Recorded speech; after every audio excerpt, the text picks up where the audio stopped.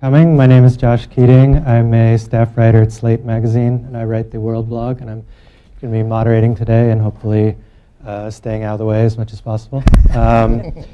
I'll just go right to left, I suppose. On the panel today, we have Monica Potts, who's a fellow here at NIF and a former staff writer for the American Prospect. Charles Kenny is a senior fellow at the Center for Global Development and author of the books Getting Better and The Upside of Down. A New America book. A New America book. And a former New America fellow as well. So, yeah. Anne-Marie Slaughter is the president and CEO of the New America Foundation and a former director of policy planning at the U.S. State Department. And of course, Ashok Kumar Mupari is the ambassador of Singapore to the United States. And I think I'll start with you, actually. One of the essays in the book we've got poses the interesting question, should every country be like Singapore? But I want to pose a little bit of a different one. Can every country be like Singapore? I mean, to what certainly a lot of the success that the city has had is due to policies enacted by the government, but there are also specific circumstances, both historical and geographical, that led to Singapore to become what it is today. So how many of the successes Singapore has had are really transferable to cities and countries in other contexts? Well, it seems like a very important model for people. And we keep hearing about countries in the Middle East and Africa saying we want to be like Singapore. In fact, we caution people to saying you will not be able to replicate the Singapore experience because of the different history, the different geography, but there are elements that you can learn from. And then you really have to adapt it to the model that you have. We have a very unique history. We're a colonial British colony. The British came because they wanted to set up a trading port in Southeast Asia, and that became a critical part. And today we still remain very much a trading hub. We've taken that history. We have a unique geography where we are. As the Suez Canal opened up and energy supplies go down through the Malacca Straits, everybody's got to stop in Singapore. That is impossible to replicate, yet a very safe harbor, unimpacted by typhoons or earthquakes or hurricanes, that always gave comfort as people went through. And then our unique history, becoming independent quite suddenly 50 years ago, without a hinterland, having to create out of this a model of a country and a city that looked into the future. A unique leadership, but also a very strong focus on the future to make it work. So we're very careful in cautioning people that, yes, there are elements you can learn. You can learn to run an airport better, as your son would appreciate, or run a port better. But as a whole model, you really have to fit it into where you are. And I think that's where we keep reminding people. Now, Anne-Marie, as you travel and see other cities, some of which they're probably trying to replicate the Singapore model, what are other places you see that you think are sort of getting globalization right, that are, that are taking advantage of the sort of opportunities of being an international city? Places that are getting globalization right. Well, so actually, the first thing that came to mind when you said that was Hong Kong, but that's another very sui generis situation. But again, I mean, you definitely see similarities in terms of the infrastructure, in terms of thinking about planning. I'm not sure I've been in that. I mean, I guess to the ambassador, I think of Singapore as fairly unique. I mean, it really, I've never been anywhere that was that clean. I mean, including any city in the United States, although Chicago looks a lot better since Rahm Emanuel has taken over. But honestly, I have the sense that Singapore is there's a geographic uniqueness, there's a historical uniqueness, there's obviously you had a great man as your leader. I don't think we can talk about Singapore without talking about Lee Kuan Yew and the fact that Lee Kuan Yew played an unbelievably large role in molding a city that could have otherwise turned into race riots very quickly. Not everybody gets a leader who is both firmly in charge. It wasn't a democracy. He was in charge, but he was wise and prudent, right? And he did the sorts of things that you might want. So I'm not sure, I see places that are doing individual things right, but I don't see any place that really is doing it the way Singapore did. Well, Charles, I mean, you sort of tackle development questions very broadly, and I'm curious, you know, in terms of cities that can really sort of drive societies from poverty to greater prosperity, are there common features? Is there a kind of special sauce for a city's, what can be sort of societally transforming cities? So, I mean, Singapore is fairly unique in being a city-state, and that does have these issues about what lessons can we take. I mean, certainly I think, speaking as an economist, the lesson that economists can take from Singapore as a model for growth is whatever model for growth you had as an economist, it's probably wrong. If you look at the Cato Institute comes out with this measure of how liberal is an economy in their terms. I mean, how pro-market is it? And Singapore is regularly number 1 or 2, fighting it out with Hong Kong. You know, on the other hand, it has a fifth of the GDP is produced by state-owned companies, and 85% of the housing is government. I mean, huge role for government in the sector. So it's satisfactory neither to the sort of free market ideologues nor to the to those who'd like state control of everything. You know, it leaves me going, well, clearly, you know, this is very complex, but in a way that alone is a valuable lesson, right? That it turns out you can't just sort of walk in with a simple model and say, here's how you go from being poor to being rich. That there's a huge role for government and getting government right, including including leaders and paying bureaucrats a lot of money. Yes, definitely very important. But it's a compliment. Because they're worth it. But at the same time, you know, clearly, Singapore has found the way to make the private sector really work and deliver as well at producing jobs. And so, you know, if there is a lesson out there, it is, you know, you really want strong government. That doesn't mean big government in every sense of the word. It doesn't mean that government has to try and control everything. It shouldn't try and control everything. But you really do want a government that can deliver when only governments can deliver. And Singapore seems to have managed to, you know, thread that needle, if you will. Mm-hmm. Mark, traveling recently to Singapore and writing about, you wrote about housing issues in particular. Curious, from what you observed, do you think there are lessons that American cities in particular can borrow from Singapore? It seems like such a different context, but are there things that work there that could work here? Yeah, I did think about public housing, especially in contrast to what we do here in the United States. And what we do here is that we sort of look on government involvement in housing especially for low-income people, which is really where the government is involved in a lot of ways as bad. And so we want people to rely on the private market. The government kind of subsidizes their entry into the private market. They don't do it enough. We want that to be temporary. We don't want it to be permanent. Whereas in Singapore, 80% of the citizens and permanent residents are in public housing. It's home ownership, and they're very much given access to financing to make this a real reality for them, even if they're low income. And so it goes up into the upper middle class, really, the people who access public housing. We don't do that here. We do it kind of in secret ways. We have provided housing supports for middle income families here, but we did it through this crazy market-based system that sort of failed on us, and we didn't want people to acknowledge that was government involvement. Middle income people in America don't think that the government helped them own their house, even though they did. So I think just kind of a stronger role for what government can do is the first thing that we would need to take on. Yeah. Mm-hmm. Mr. Bester, I'm curious, you know, looking particularly at the East Asian regions, I mean, are there things you see that, you know, as China becomes an urbanized society, for instance, and I'm sure everyone who's traveled in China has had this experience of traveling to a city you've never heard of that's bigger than Chicago.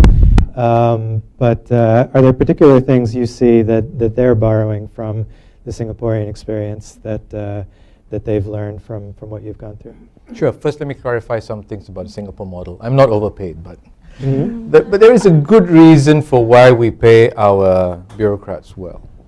But firstly, you need to understand that the model is really unique and operates like an ecosystem. If you try to say it fits into this capitalist model or that socialist model, it actually does not. There is a large role for government, particularly given our history. As I mentioned, we did become independent, quite an unlikely country to become independent, with no hinterland. We have to import our food. We have no agriculture at all. We have to import our water. Everything has to be built up. And in all this, in 1965, who was going to make the bet to invest in Singapore to grow companies? We have an airline, Singapore Airlines. Many of you may have heard of it. Some of you may have flown it. It's rated the best airline in the world.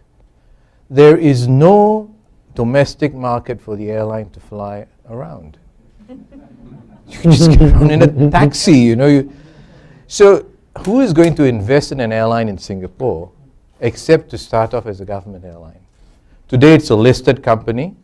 But it's important to understand the model from this context, that in 1965, who would invest in a telco or a utilities firm? So it all becomes, and that's why today you see still a very significant role for government listed linked companies, but all of them run as independent entities because they have their own independent boards.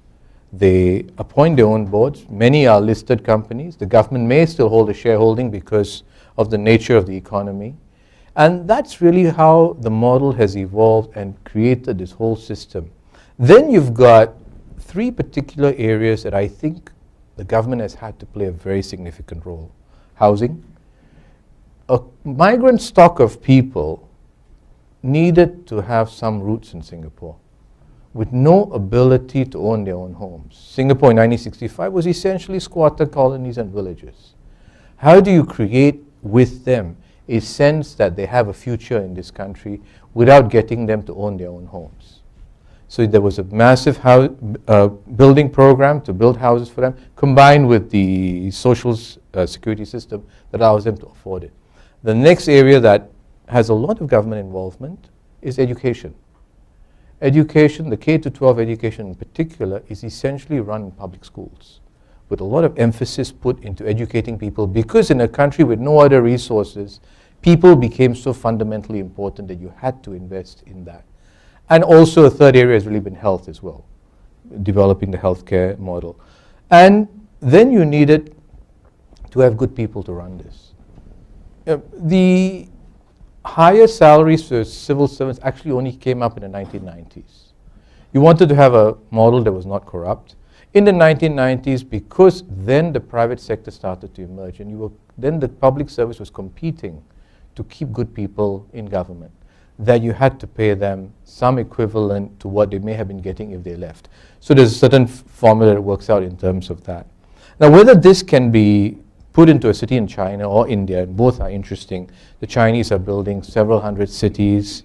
India has looked at cities. Again, I think it's got to be elements of it rather than the entire thing. And then you have to be quite selective what elements you want to look at. Obviously, technology is going to go into any new city, whether you're in China or India. But then sustainability becomes very important as well, as you consider particularly some of the new cities. You want to make sure they're sustainable. But I think one very important part that we have in Singapore that these new cities will have to look at is how do you get citizen engagement? It's important that as we look at technology, and all of us here are very comfortable with technology, there are still people who are coping with a digital divide. How do you get citizens involved? And these are things that we have to consider. What we look at in Singapore, how do we get a citizen-centered sort of engagement of technology to build a city up? And so if a country wants to learn about this, they'll really have to understand that a city is not just infrastructure. It's not just buildings. It's not just a transport system. It's making sure the people are connected with it. And that's, I think, the biggest challenge. Mm. And here too, I'm thinking, that I think many well, certainly from the point of view of this city in the federal government, not DC, I would say one of the biggest political issues the United States faces is citizen disengagement.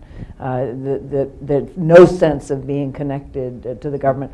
Although I think in our cities that is substituting. In other words, I think there is much more sense of connection in San Francisco, in Chicago, in Boston, in Atlanta, and in many smaller cities. And in some ways that's in direct reaction to the sense that the federal government is not paying attention, is not responding. So but it's also perhaps the ways in which each city has its very distinct character, right? I mean, there really is a feeling when people from Chicago that have characteristics of their city, so that it's small enough to have that sense of engagement.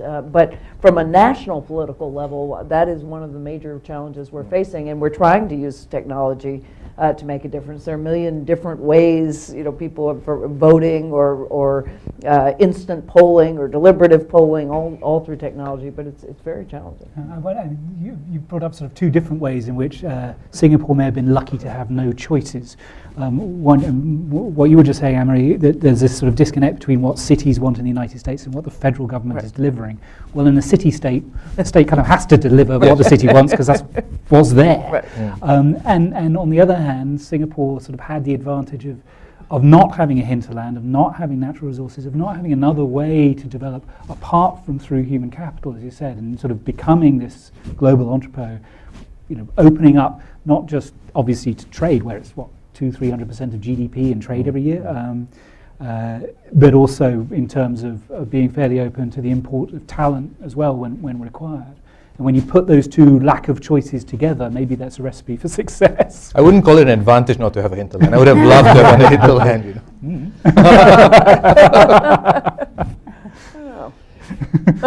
I mean, I guess this is a question for anyone who wants to tackle it, but how optimistic are you about sort of efforts to sort of artificially create city-state-like circumstances? I mean, if we talk about this charter cities idea that Paul Romer has talked about, I mean, obviously, most cities are not going to have the political arrangement that Singapore or Hong Kong started with. I mean, can we sort of create those systems, or are they something that just has to evolve naturally?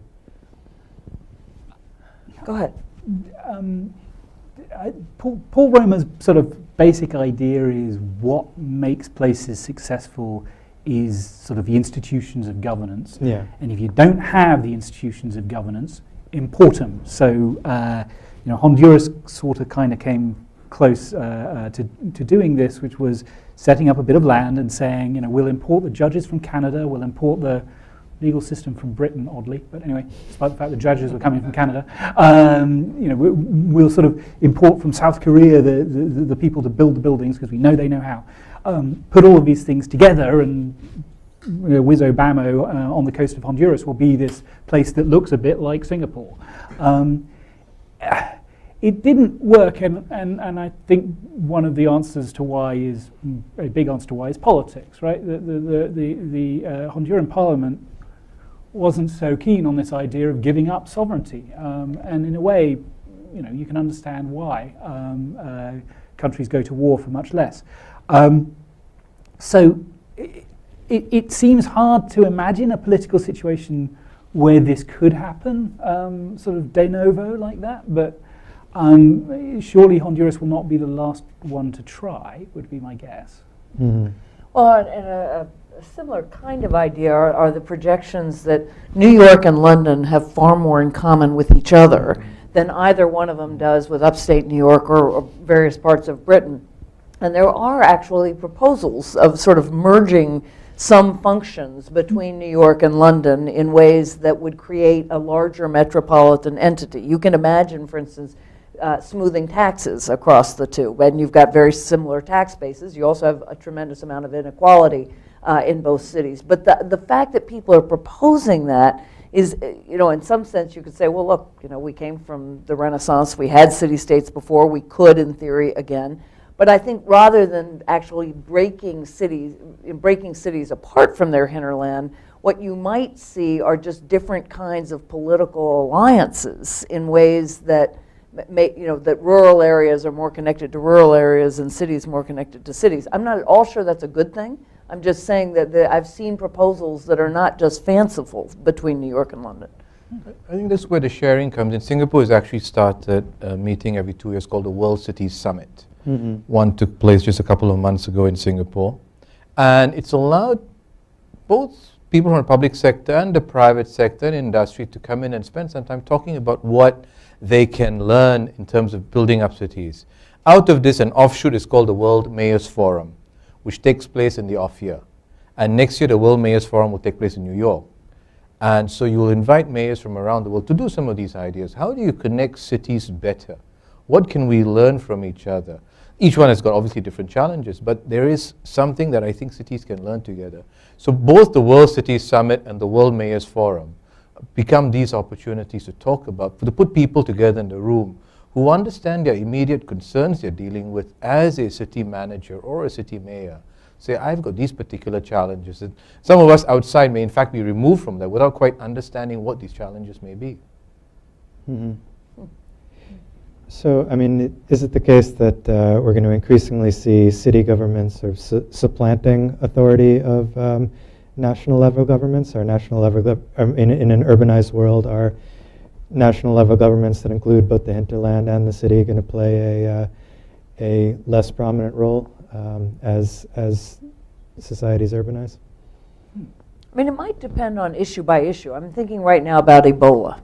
Yeah. Right, so if you want to be talking to the people who are most directly on the front lines of a pandemic, it's not yes, there's the CDC, but it's the mayor of Houston, it's the mayor of New York. If you really wanted to talk to the people who need to know the protocols, need to be able to put things through their city, you'd get, or if you were the World Health Organization, you'd rather have the mayors there than the presidents in various ways, because the presidents are just going to then go down to the mayors. So you could imagine, I think, different kinds of organizations where cities would be members and others where state governments would be, national governments would be members. I don't think, if you look 50 years out and you look at whatever the 80% of humankind will live in urban areas, that it seems that why wouldn't you have the heads of those urban areas rather than the heads of those urban areas with the remaining 20% of people? I think on social issues, you see cities pulling the rest of the country along already, and so I think that has some effect on our politics as well. With a less dramatic example than Ebola is just in New York City, they banned trans fats and they banned smoking in bars, and then you kind of see policies around the country follow that, and I think that's where they exert most of their power, and in some ways they're ahead of national politics, and they kind of pull us along as well. Well, one area is transport and mobility and technology. In Detroit last month was the World Congress on Intelligent Transport Systems, and it was cities were represented. It was not countries.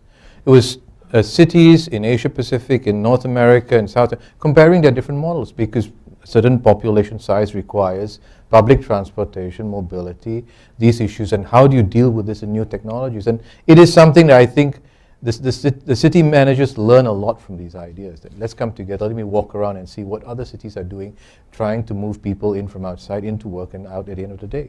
It's a very common problem they all have to deal with. I wonder how much, the happy families are all the same, unhappy families are all different in their own unique way. I wonder how much that's sort of true of cities and rural areas, that actually cities worldwide do face many very, very similar issues.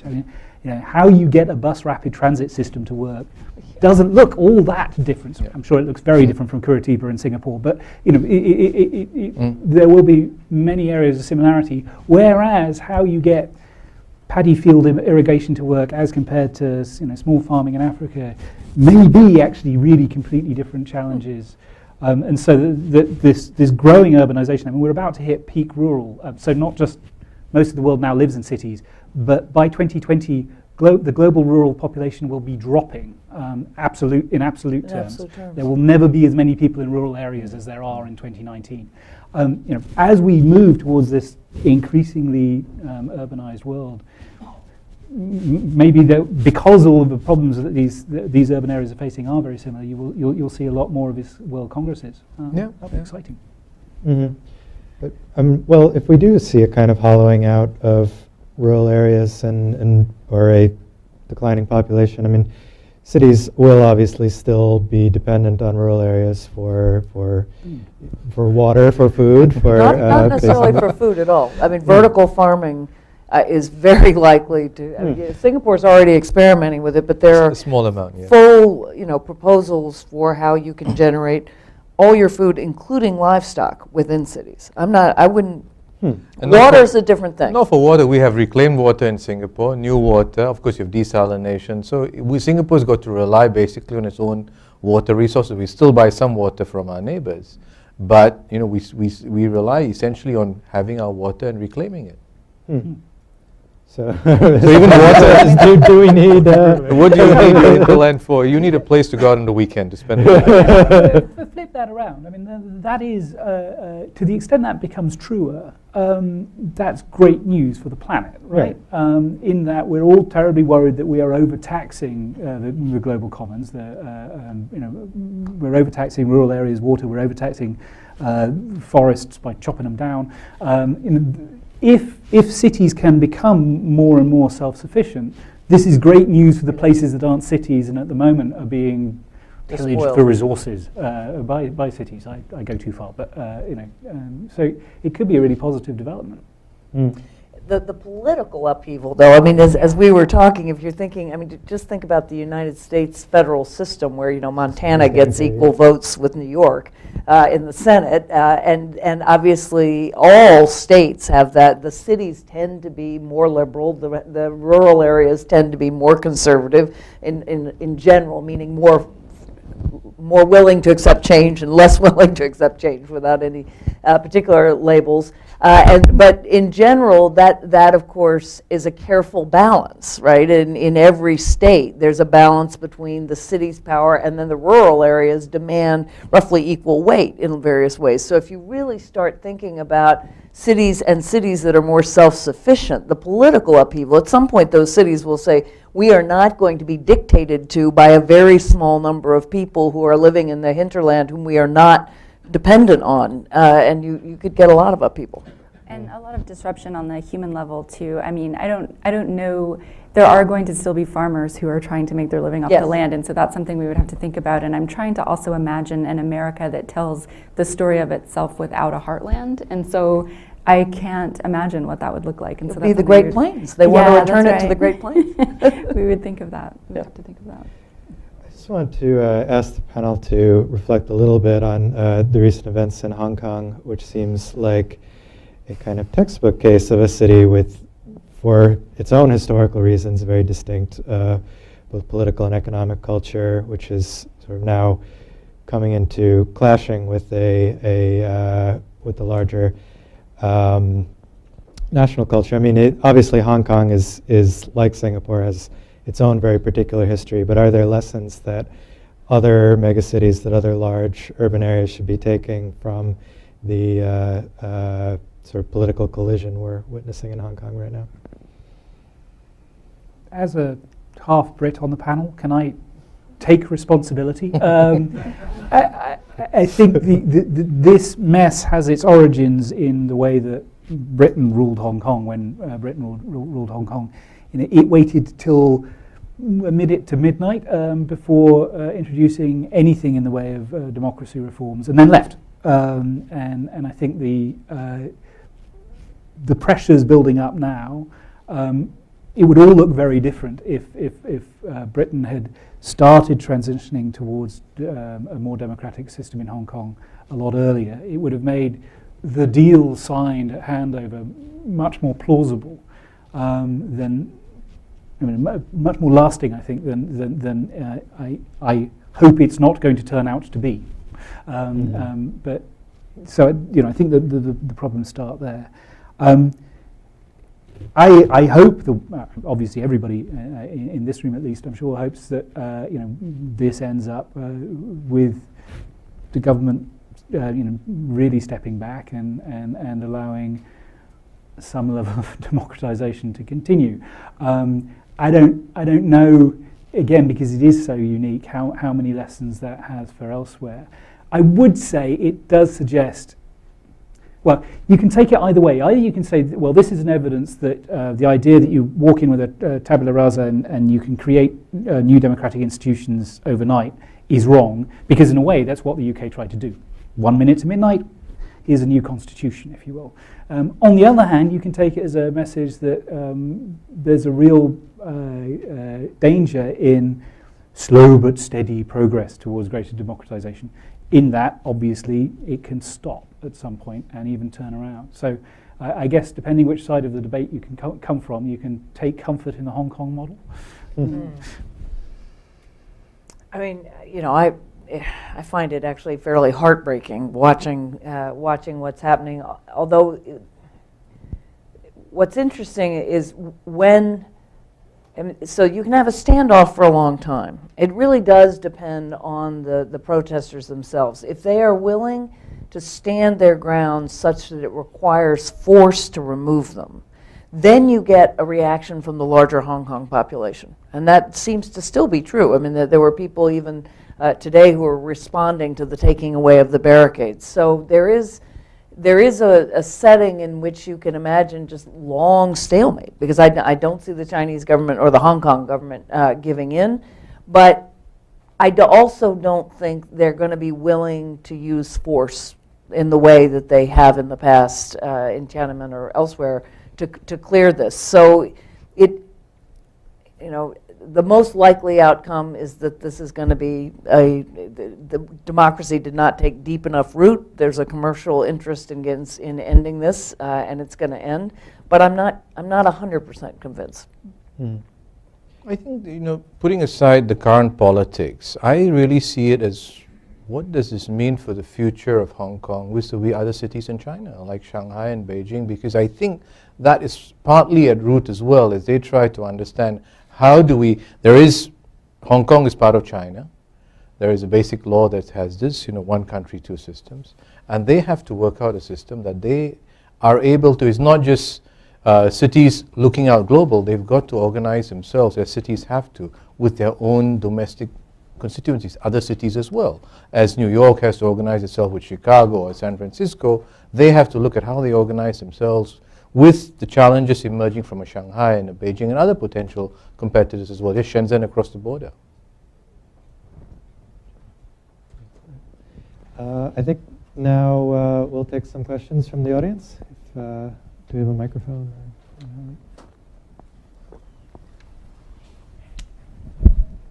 Microphone's coming. There's one right there. Great. So please make your question in the form of a question. And when you start, just introduce yourself and where you're from. Hi, good afternoon. My name is Eliza Swedenborg. I'm a social entrepreneur.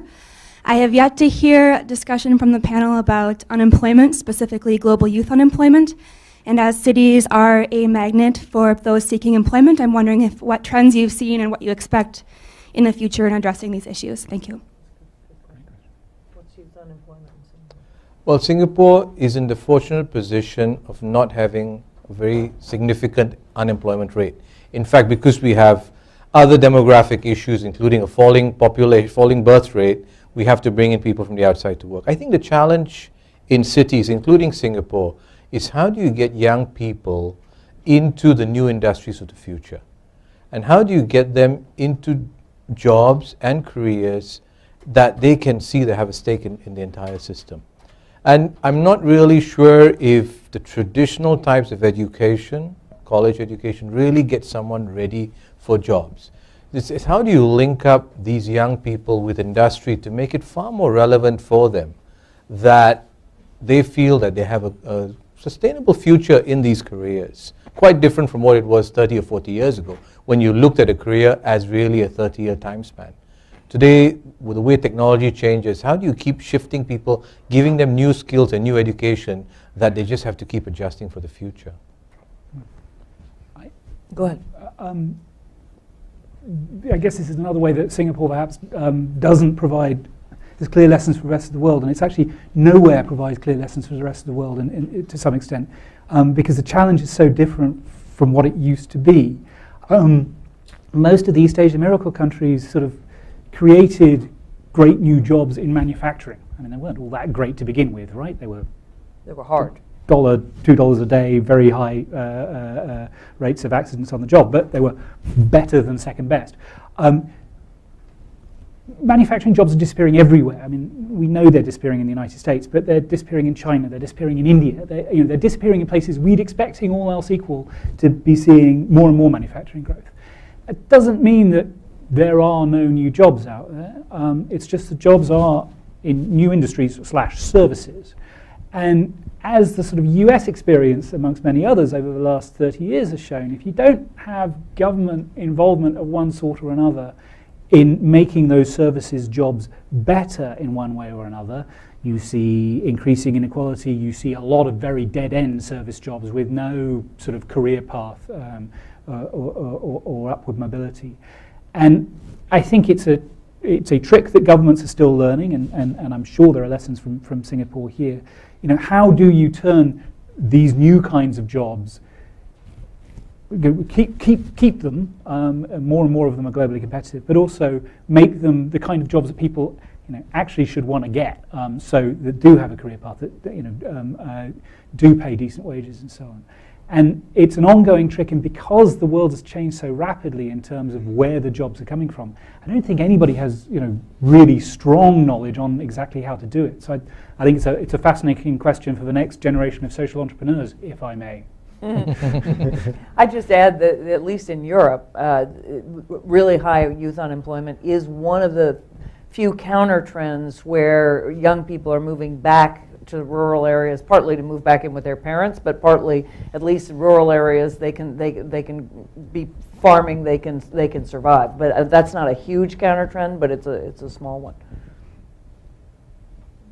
Another question here in front. Hi, Charles Self, 227 International.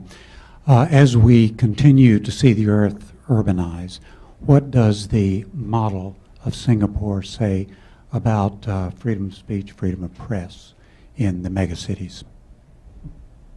It's completely available. You could read the New York Times or the Wall Street Journal.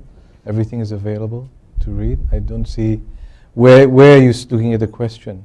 We have to have certain, as a small homogeneous, heterogeneous society with race and religious issues being very sensitive. There are certain restrictions on using race and religion in politics and in the church or the mosque, and these are there. But otherwise, it is, everything is, anyone who wants to know anything that's going on in the world as a very globalized city, you just have to be available and have everything accessible to everyone. Sure. So what does that say as we You can use the microphone, please. So what does that say as we create megacities? Are we going to see in the newly emerging megacities a trend toward more restrictions on speech and press in order to deal with the multiple ethnic and issue groups that emerge in these more densely populated areas? I think every city and every country has to work through their own model. And I think that's important to remember as you go into the future. Singapore's worked its own model, and it's worked for us for the past 50 years. We've made adjustments along the way, created new avenues and space. And in the world that we have today of social communication, everything is available to everyone. But each country really has to work around their own rules. The Australians, who are now dealing with some new challenges as they have migrant populations coming in, have had to address some of these issues. Other countries in East Asia have to address this. So I don't really think it's a city-wide problem. It's not necessarily city. It's how countries really have to deal with some of these issues in terms of getting the speech, ideas, intellectual thinking across that is open, yet maintaining a certain common ideas and a common culture that takes them through. And I think that's important to remember, whether in an education system or anything else that you put in there. How do you create that common story that ties cities or countries together? One other way to think about it might be that I think in general Singapore, if you think of the spectrum between order and liberty, Singapore falls more on the order side than they're willing to accept restrictions on liberty that Americans would never accept in the name of social order, because they've also had more experience with falling apart. I do think one interesting question, if we think about the new economy, is also the relationship between what you might call profound disorder in many American cities, but with tremendous creativity and innovation. And is there any link there? There are people who argue there is, that if you can challenge authority all the time, I have this debate with my teenage sons on a regular basis, that this actually allows, it's easier to imagine new worlds. It's easier to question what exists. So the issue, I think, that tension, and I think Ambassador Mirpuri is right, you're going to see it in many cities around the world, is thrown into particular relief when you're also trying to participate in a new economy that absolutely privileges innovation. Next time my daughters misbehave, I'm going to say to them, stop imagining new worlds right now. But Ones without parental authority. teenage children around the world are the same. They all, whether you are wherever, they will always want to challenge the authority, and then you need to create that space for them.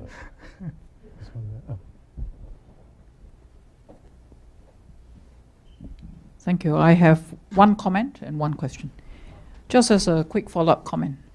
To me, freedom is the freedom to be able to walk the streets at night and feel safe. Freedom is the ability to live comfortably with race, any other religion, without having someone raise inflammatory remarks, and that we must be considerate to our neighbor, whatever shape or form our neighbor is. So for me, that's the definition of freedom.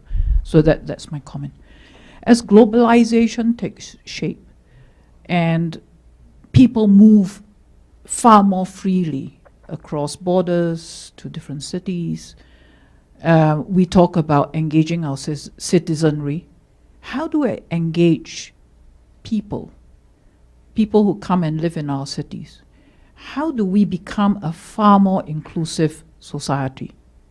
A society that will attract people to come and set up the base and engage far more to contribute of their best and their talent. What's a good formula for it? I've asked this of Silicon Valley. How does Silicon Valley engage people? Everyone from all over the world flock there and want to give their best and is inclusive. What are some thoughts that any of you might have in that context? Thank you. I'm just thinking, having come back from Silicon Valley, so the answer there is the prospect of making your fortune, right? It's no different than the gold rush. I mean, it is just a new California gold rush. So the thought that you can go and, go from develop an app and end up a billionaire, that's the extreme case, captures the imagination of many, many people. We don't hear about all the failures, and what you also see in Silicon Valley is that it's priced out just about everyone. I took an Uber, I talked to the drivers. None of them can afford to live in Silicon Valley. There's now far more traffic going out of San Francisco into Silicon Valley every morning than the reverse. So it's also created a bubble, an extraordinarily high-priced and quite unequal bubble. Within that bubble, I think there's plenty of inclusion. I think you're right. If you are an Indian engineer or a African-American coder or whatever, I think it works. But not so much with the outside. So in that case, I'm not sure that's a great example of civic engagement. It's certainly a great example of economic engagement. And there are lots and lots of people who are trying to use their technology for good. I don't mean to say it's only money, but it's a two-edged sword, I think I would say. Sort of within the bubble, I guess it works partially because there is a remarkable sense of equality in that you might always be talking to the next multi-billionaire. Not a problem we face in Washington. But that may have lessons for the sort of outside the bubble too. I mean, I mean, one of the things that I think actually the States, although it does far from perfectly, does do a lot better than Europe, for example, is actually treating newcomers equally with people who've been here for a long time. Not completely, I don't mean to rose tint, but the most visceral bits of the talk radio in the United States would actually be reasonably at home on BBC Question Time in Britain with some of their views on immigration. Views on newcomers in the United Kingdom, sort of normal, otherwise well-meaning people have Horrifying incredibly offensive views, about new immigrants. The Polish were the last people to go through this. The Polish immigrants coming to the United Kingdom faced really horrible discrimination, which was encouraged in many ways by the political classes. And so, I think the first and perhaps the only really important step is not to do that kind of thing, to treat newcomers like they're equal with everybody else. And from then on, I think everything's reasonably easy. Maybe I'm being over-optimistic. No, there's actually, it's quite challenging because this is war for talent. Every city wants to attract the best. When you bring them in, they are obviously going to be more successful, better off, generally better educated. You are displacing some of the people who were there originally, who feel very uncomfortable because they feel there is a change in their circumstances. And you're also impacting when they leave a particular place, say an Indian engineer coming to Silicon Valley. What he's left behind, the brain drain that has happened over there, that's another challenge that we don't even think about, because it's not something we would be concerned that if he could not move to San Francisco, he may have been doing what he's doing in Mumbai or in Bangalore or in Delhi and lose that, and so that I think we may be a little bit over-attracted to the talent, and we forget there are citizens we need to engage at both levels as well. Can I ask you not to feel guilty about taking talent from India? Singapore feels not guilty at all, but... And I don't think Silicon Valley should feel guilty about that at all. There wouldn't be Bangalore without a whole bunch of Indian engineers from 2 generations ago coming to Silicon Valley, learning the skills, meeting the people, all that kind of thing, going back and creating it. I think it has been a massive win-win for the United States and India. Well now. All woken up. Hi, my name is J.C. Hertz. I'm an author, and I look at issues of culture, technology, and most recently health. So in the United States, we have 29 million diabetics, 7 million of whom don't know they're diabetic, and 80 million pre-diabetics. And the American culture is really about individual, we have this sort of individual culture, eat right, exercise, all of these things. We rarely look at these things in a systemic level. When we do, there's enormous backlash to, Bloomberg soda statutes and such.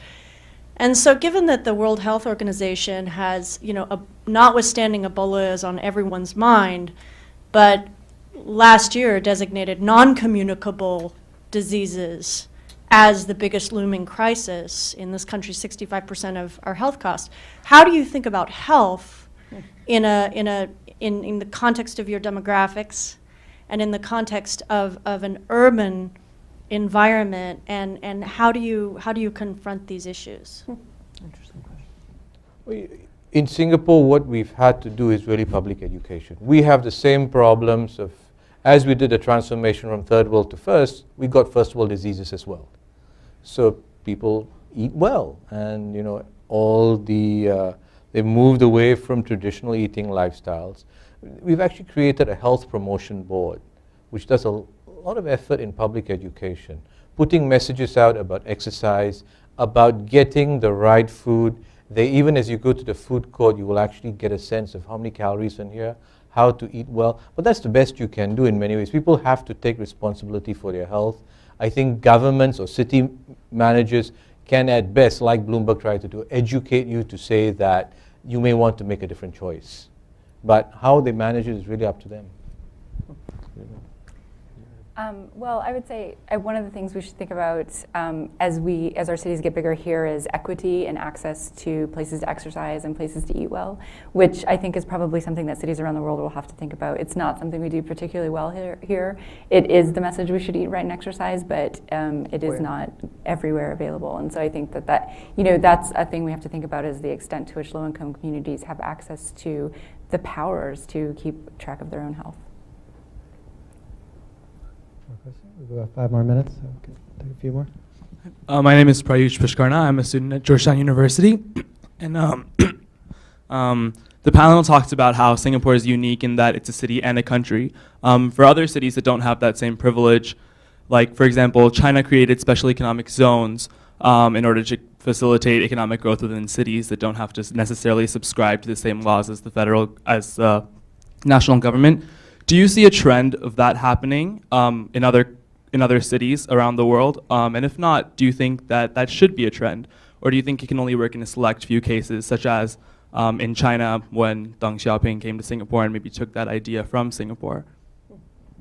Well, we've tried it. We've tried it in a number of U.S. cities at various times. So I don't know that it's only in China. I'm not sure I'm qualified to speak to how well it's succeeded, but I don't see any reason why it isn't something that multiple governments can try. It's partly what Ambassador Mirpuri said about creating conditions for startups for the beginning, and then weaning them off of that, because otherwise you do end up essentially luring business and foregoing your tax base, which does not help. But Charles, you may.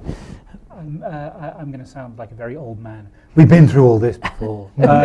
Export processing zones were all the rage in the 70s, and in some places, East Asia, where everything works, they really worked. And then in other places, like most of Africa, they really didn't. And I think it's for exactly the kind of reasons Anne-Marie's talking about, that it's not good enough just to say, right, you don't have to follow all these regulations and we won't tax you forever. That's lovely, and some firms may be attracted. But in order to make that both attractive long-term for those firms and also helpful to the broader economy, at some point you need to start weaning off the subsidies, and you need to make sure that the human capital is, the skilled workforce is there to deliver, and things like electricity work. So they can be part of a package of successful reforms to help build industry. They can also be part of a package of failed reforms that keep the country poor. Depends how you do it. Sorry, that's a deeply unsatisfactory answer. The ones that Singapore did, the whole idea was really to create a test bed in a smaller geography rather than a big, large city geography, and then to create conditions that lead towards success. Then, of course, wean them off. But actually, the other impact that was very interesting was the demonstration impact. As other mayors and other bureaucrats came around to see it and said, maybe we can do it our own way, obviously, and create some of these, take some of the learning, because you already have a test bed. You've tried out some of these technologies. You've tried out some of these ideas, whether it's a manufacturing zone or Singapore has done an eco-city in China as well that has got environment sustainable technologies. We've done a manufacturing zone, the Suzhou Industrial Complex. Each one has different learnings, and then really city managers have to learn on their own which one is most relevant for us and take it back. Even as these become embedded in the societies, the wider societies they're in, some other part may learn from that. I think we're probably going to have to end it there. But thanks so much to everyone for coming, and thanks to the New American Foundation and the Singapore International Foundation for putting this together, and thanks to our panelists for a great conversation.